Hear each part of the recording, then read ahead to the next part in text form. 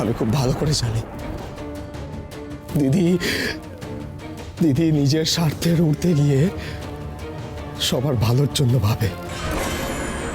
আমি আমি এত অন্যায় করে এখন বুঝেছি যে দিদিকে হিংসা করে আমি কত বড় ভুল করেছি। আমি কোনোদিন দিদির মতো হতে পারবো না। দিদির মতো মন, দিদির মতো সততা আমি আমি আমার মধ্যে কোনোদিনও আনতে পারবো না, কোনোদিনও আনতে পারবো না। রূপমতি একজনই, অদিতি আসে। আমি আমি ওর প্রতি যা যা অন্যায় করেছি তার প্রতিদান আমি নিজের জীবন দিয়ে দেব। হ্যাঁ, নিজের জীবন দিয়ে আমি তার প্রতিদান দেব। নিজের প্রাণ আগে নাকি রূপমতির দাসত্ব?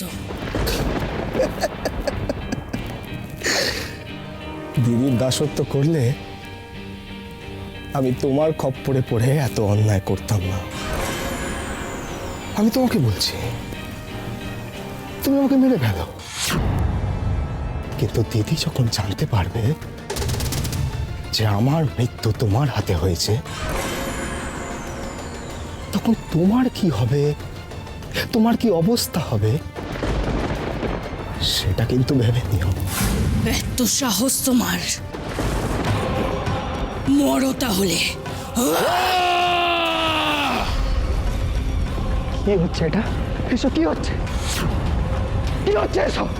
কি হচ্ছে এসব? এ তো সূর্যের হুঙ্কার। কি হলোটা কি হঠাৎ? খোকসানি সূর্য এক্ষুনি আপনার সাথে দেখা করতে চায়, ভয়ানক রেগে হুঙ্কার দিচ্ছে। খোকসানি আপনি এক্ষুনি চলুন। খোকসানি, তোমার মৃত্যু তো আমার হাতেই কুমার, তৈরি থেকো।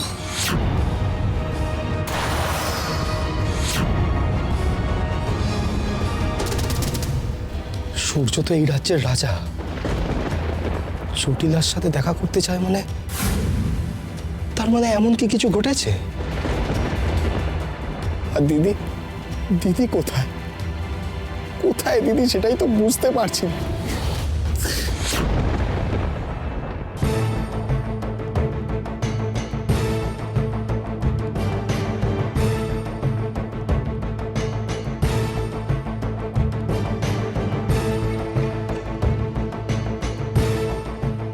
আমরা চন্দ্র সূর্য পাহাড়ের কাছাকাছি এসে গেছি। ওই দেখো।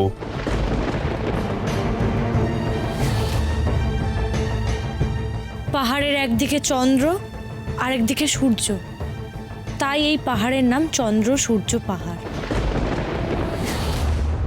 হ্যাঁ, সেই জন্যই একদিকে প্রখর রোদ আর একদিকে ছায়া। গগনরাজ, আমাদের নক্ষত্র গুহার দিকে নিয়ে চলো।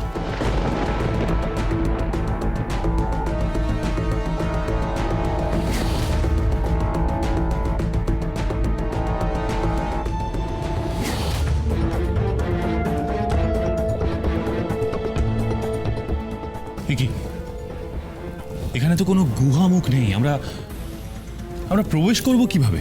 কিন্তু মানচিত্র দেখেই তো আমরা এখানে এসেছি। গগনরাজ, তোমার কোনো ভুল হলো না তো? আমার স্থান ও দিক নির্ণয়ে কখনো ভুল হয় না। গুহা তো রয়েছে, তার মানে নিশ্চয়ই কোনো প্রবেশপথ থাকবে। আমরা একটু খুঁজে দেখি না? একটা কোনো ছিদ্র পর্যন্ত নেই, পথ কোথায়? দাঁড়াও, আমার মাথায় একটা বুদ্ধি এসেছে।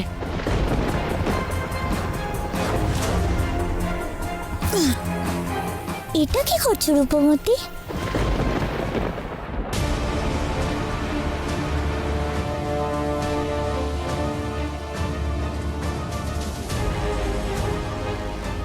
বোঝার চেষ্টা করছি যে কোনো ছিদ্রপথ আছে কিনা।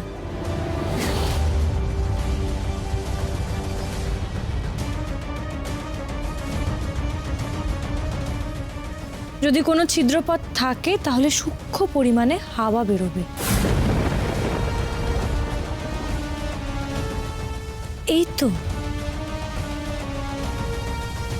এখান থেকে তো হাওয়া বেরোচ্ছে। এই দেখো, তাড়াতাড়ি এসো, এখান থেকে মনে হচ্ছে হাওয়া বেরোচ্ছে।